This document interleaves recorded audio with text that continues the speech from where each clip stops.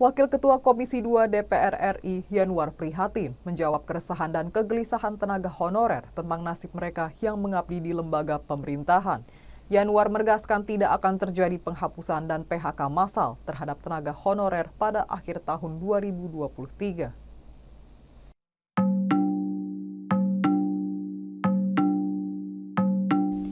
Diketahui kedudukan tenaga honorer terancam karena amanat Undang-Undang Nomor 5 Tahun 2014 tentang ASN yang diperkuat dengan Pasal 99 PP Nomor 48 Tahun 2018 tentang manajemen P3K bahwa pegawai non-ASN atau non-P3K masih dapat bekerja hingga 28 November 2023. Menurut Yanwar, ketentuan tersebut menjadi sumber keresahan di kalangan pegawai non-ASN.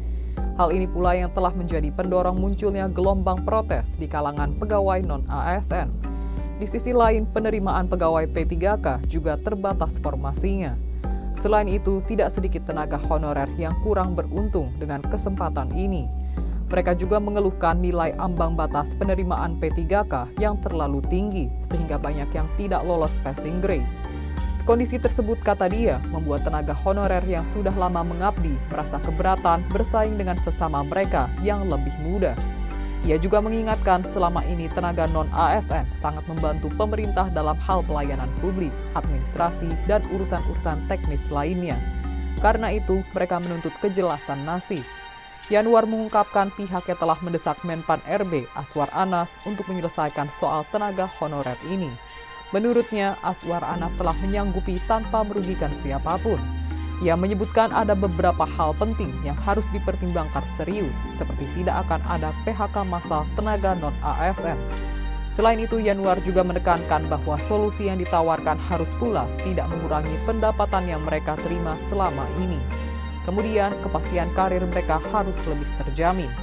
Ia menjelaskan pemerintah juga diminta untuk merancang formula penyelesaian ini secara komprehensif dan tepat waktu. Dengan begitu, sebelum 28 November 2023, formula solusi ini sudah beres dan bisa diberlakukan. Adapun revisi UU ASN yang sedang dilakukan harus bisa mewadahi jalan keluar yang terbaik bagi nasib pegawai non-ASN ini. Lebih lanjut, Yanwar menyoroti sikap pemerintah yang pernah menyampaikan angin surga, yakni tenaga honorer dijanjikan diangkat sebagai ASN, namun tak pernah terbukti hingga kini. Ikuti update terbaru dari sosial media Tribun Jateng.